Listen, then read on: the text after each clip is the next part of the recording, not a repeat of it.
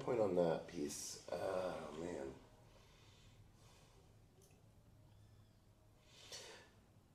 So the argument of a spoon over a shovel is one thing.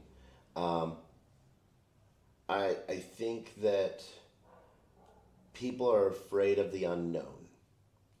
Um, we've seen changing of history of technology.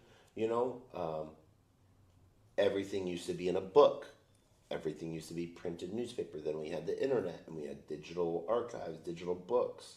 Um, and print, we've seen sort of move on its way, but like educational classes, um, we didn't hear anyone complain about do-it-yourself videos on YouTube.